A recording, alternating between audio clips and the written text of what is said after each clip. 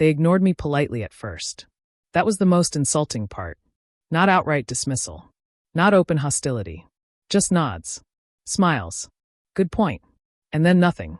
I sat at the far end of the conference table, notebook closed, hands folded, while the executives debated numbers that no longer meant what they thought they did. I'd already run them. 3 times. They didn't know what I had already done. The division will stabilize, the COO said confidently, tapping the screen with his pen. We just need another quarter. I watched the graph climb upward on the slide, clean, optimistic, fictional. It won't, I said quietly. A pause. Not long enough to be rude. Just long enough to be dismissive. The CEO glanced at me, smiled politely, and continued. As I was saying, that was the moment. The exact second I stopped trying to convince them. I'd warned them 6 months earlier. Back when the losses were small enough to ignore. Back when everyone still believed effort could outrun structure. The margin erosion isn't cyclical, I'd said then. It's structural. They'd nodded. Filed it away. Moved on. The division had always been a pet project. Legacy. Pride. Sentiment. It looked impressive in investor decks and disastrous in spreadsheets. High headcount. Low yield. Costs that multiplied quietly while leadership told themselves it was temporary. Temporary is the most expensive lie in business. By the 3rd warning, I stopped attaching emotion. Just facts. Burn rate. Churn. Vendor lock-ins. I wrote it clearly. I sent it early. No one responded. That's when I started preparing the exit. Not because I wanted to be right, but because someone had to be ready when they finally realized I was. I wasn't supposed to be in charge of divestments. Officially, I was strategy support. Unofficially, I was the one they handed the messes to when no one else wanted fingerprints on them. See what you can do, they'd say. Explore options. No commitments. I heard permission. They heard delegation. I didn't argue in meetings anymore. I listened. I took notes. And I called people they didn't know I knew. The first buyer conversation happened quietly. A mid-sized competitor. Hungry. Lean. Curious. Why would they sell? He asked. They won't, I replied honestly. Not yet. So why are you calling? Because when they do, I said, they'll want it fast. He laughed. So will I. The losses deepened. Forecasts missed. Excuses multiplied. And suddenly, the same executives who'd ignored my warnings started asking questions. Too late, but louder. Do we have contingency options? Is there market interest? Could we spin it off? I smiled. Yes, I said. There is. That's when they finally listened. Not because I'd been right. Because they were scared. They formed a task force. Put my name on it. And for the first time, asked me to lead. Just explore, the CEO said. No promises. I nodded. Of course, I replied. They had no idea how far ahead I already was. I reopened conversations I'd never closed. Shared numbers I'd already stress-tested. Adjusted the narrative, not to hide the losses, but to reposition the asset. You don't sell failure. You sell potential others can extract. The division was bleeding $80,000 a month. Everyone knew it. What they didn't know was that the bleeding made it attractive to the right buyer. Cost-heavy. Undermanaged. Undisciplined. Fixable. I brought the first offer to the table. The room went silent. That's lower than expected, someone said. It's above liquidation, I replied. They didn't like that. Let's wait, the COO said. We can do better. I nodded. And waited. 2 weeks later, the losses worsened. Vendors demanded renegotiations. Staff morale collapsed. Suddenly, the same number looked generous. I brought the second offer. Higher. Cleaner. Faster close. This time, no one laughed. They leaned in. The final negotiations happened over 3 days. Minimal drama. No ego. Just urgency. They signed faster than they'd ever signed anything before. The sale closed on a Friday. Quietly. Efficiently. $600,000 net profit. Not revenue. Profit. From a division they'd been ready to shut down. In the final meeting, the CEO leaned back and exhaled. I didn't think this was possible, he said. I met his eyes. I did, I replied. What I didn't say, what I never said, was that the profit wasn't the victory. The timing was. Because they hadn't ignored my warnings by accident. They'd ignored them because I wasn't loud. And now, they were about to learn something far more uncomfortable. That listening late costs more than listening early. and that the person you overlook is often the one already planning your escape. By the time they formed the task force, the work was already half done. That was the advantage of being ignored. No one watched closely when I started mapping the division's failures in reverse. Not to assign blame, but to understand which parts of the mess were valuable to someone else. Because every loss-making division looks worthless from the inside. From the outside, it looks like opportunity. I started with the people. Not the executives, the ones who talked in slides, but the operators who actually understood where the money went. I asked simple questions. Which customers always pay on time? Which contracts never get renegotiated? What work do we do well but charge poorly for? They answered because no one else had ever asked. I listened because no one else ever did. Patterns emerged quickly. The division wasn't broken. It was misaligned. Wrong pricing. Wrong incentives. Wrong leadership priorities. And worst of all, wrong expectations. They'd tried to make it profitable inside a structure that suffocated it. I made a note. This works better outside us. I built 2 versions of the numbers. The honest one, and the reframed one. Not falsified, never that. Just contextualized. Losses became underutilized capacity. Churn became client concentration risk. High costs became immediate efficiency upside. Language matters, especially when selling failure. I reached out to buyers quietly. The room felt stunned. Then the CEO laughed softly. 600,000, he said. Net. He shook his head. I was ready to shut it down. I met his eyes. That would have cost us more, I said. The signing was anticlimactic. Digital signatures. Confirmation emails. A wire scheduled. No champagne. No victory speech. Just relief. The wire cleared at 4:17 p.m. I watched the confirmation come in. $600,000. Profit. From a division that had been written off as a failure. The room exhaled. Someone clapped quietly. Then stopped. No one knew what to do with the moment. I did. I packed my bag. As I stood to leave, the CEO spoke. You saved us, he said. I turned. No, I replied. I warned you. The difference mattered. That night, I walked home instead of taking a car. The city felt different when you weren't carrying frustration with you. Lighter. Clearer. I thought about every meeting where I'd spoken calmly and been ignored. Every slide where my data had been brushed aside because it wasn't convenient. Every warning that had landed too softly. They finally listened. Not to my voice. To the outcome. What they didn't realize yet, what would take longer to sink in, was that the profit wasn't the real consequence. The real consequence was what it proved. That competence doesn't announce itself. It waits. And when it moves decisively. The next board meeting was scheduled for Monday. And for the first time since I'd joined the company, I wasn't going in to explain a risk. I was going in with leverage. What I didn't realize then was that the sale would change how they treated me permanently. Not because of the money, but because I'd done something far more threatening. I'd been right when it mattered. Recognition never arrives the way people imagine it will. There was no applause when I walked into the boardroom that Monday. No compliments waiting neatly at my seat. No one stood up and said you were right. Instead, there was something heavier. Attention. The board meeting started on time. That alone was unusual. The agenda was short. Deliberately so. One item sat at the top in bold. Post-divestment review. Not congratulations. Not celebration. Review. That word told me everything. The CEO opened with numbers. Clean. Clear. Undeniable. The division sale closed Friday, he said. Net positive impact. $600,000. He paused. Not for effect, but because the numbers still didn't feel real to them. More importantly, he continued, we eliminated ongoing monthly losses. The CFO clicked to the next slide. A projection. Green instead of red. That was new. No one spoke.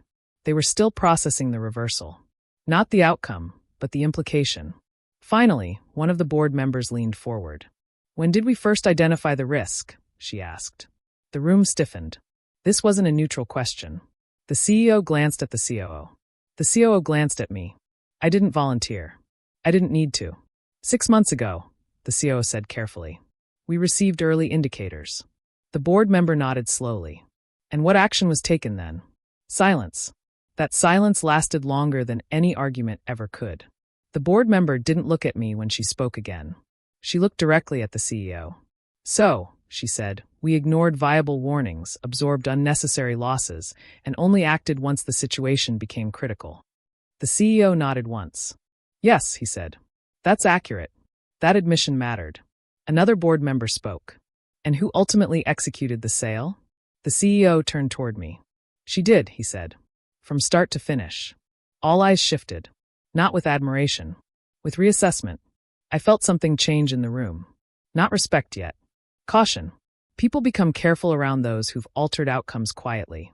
The questions shifted after that. Not about the sale. About me. Why weren't these warnings escalated sooner? Why wasn't leadership aligned earlier? Why did we rely on one person to manage this risk? They weren't accusations. They were autopsies. I finally spoke. Because escalation requires belief, I said calmly. And belief wasn't there. The board member nodded. And now, I replied, belief has data attached to it. That landed. After the meeting, people lingered. That never happened before. Executives who used to rush past me now paused. Asked questions. Listened.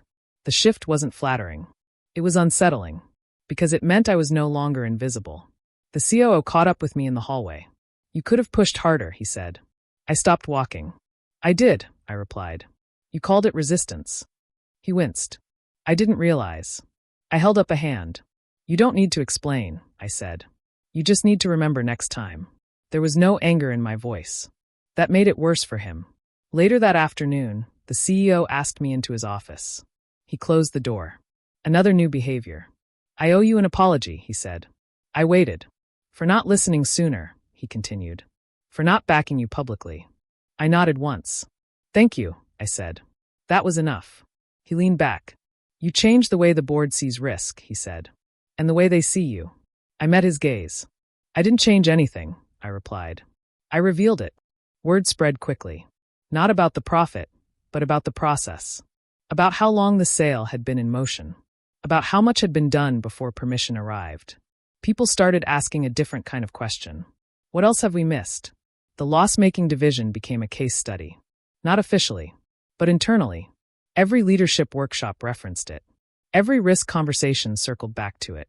They didn't say my name. They didn't need to. I was invited into rooms I'd never been invited into before. Strategy sessions. Early planning meetings. Conversations that happened before decisions hardened. I listened more than I spoke. Power doesn't need volume. One evening, the COO stopped by my desk. I should have trusted you, he said quietly. I looked up. You didn't trust the message, I replied. Because you didn't trust the messenger. He nodded slowly. That won't happen again. I believed him. Not because he said it, because he looked uncomfortable saying it. But the reckoning wasn't finished. Not yet, because acknowledgement inside the company is one thing. What came next would test whether they'd actually learned anything. The following week, another division's numbers crossed my desk. Different problem. Same pattern. Early warnings. Soft denials. A familiar feeling settled in my chest. Not frustration. Recognition. I scheduled a meeting. This time they came prepared. This time they listened. What they didn't realize, what they wouldn't realize until much later, was that selling the loss-making division didn't just save the company money. It rewired how authority worked. Quietly. Irreversibly. Because once you prove you can turn ignored warnings into profit, people stop ignoring you. They start asking what you see next. And that question, that's where the real power begins. The real victory didn't arrive with the wire confirmation. It arrived weeks later, quietly, without ceremony, when I realized no one interrupted me anymore. The meetings changed first. Not in structure. In tone. When I spoke, people waited.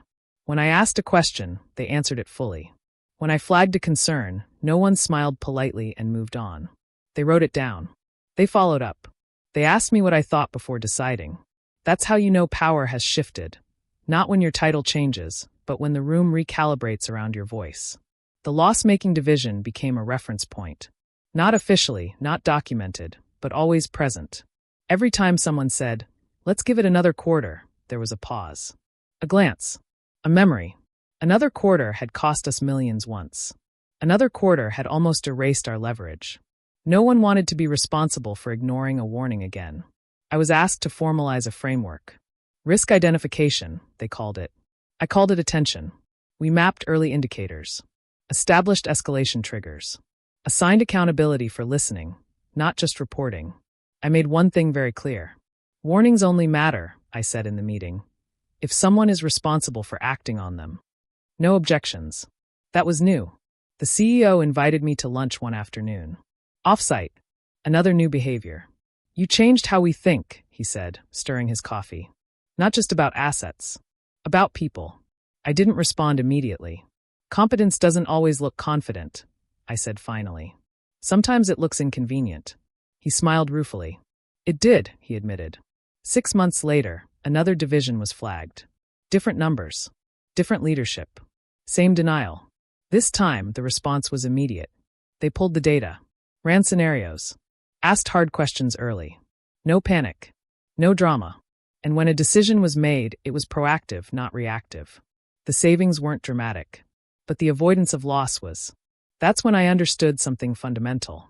Selling the loss-making division for $600,000 hadn't just created profit. It had created trust. And trust, once earned under pressure, becomes authority. My role changed quietly. No announcement. No press release. Just a new expectation. I was looped in early. Asked to review assumptions.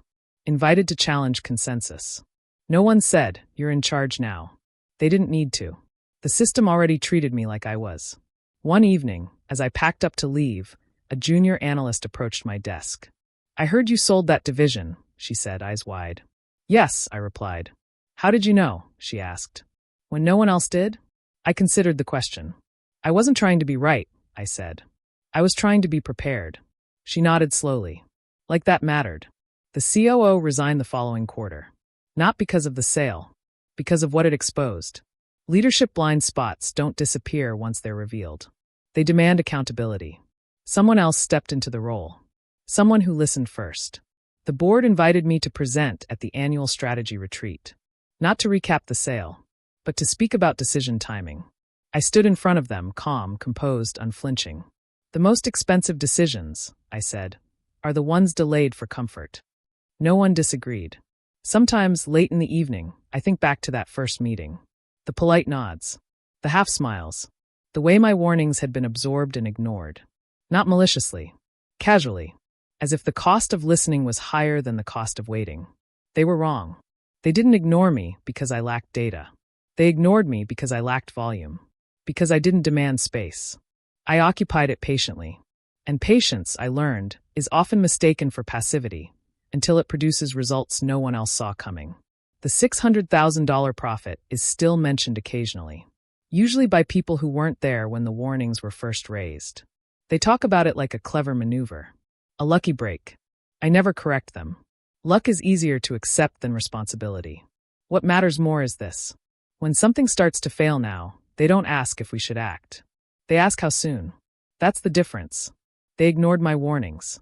Not because they were wrong, but because acting on them required humility. Selling the division didn't just solve a problem. It taught them what happens when humility arrives late. I didn't raise my voice. I didn't threaten. I didn't say I told you so. I let the numbers finish the sentence for me. Because real leverage doesn't come from being heard. It comes from being right and being ready when everyone else is still deciding whether to listen. They didn't know what I had already done. By the time they realized, the division was gone. The losses were gone. And the control that had quietly changed hands. Thanks for listening. Don't forget to subscribe for more stories like this.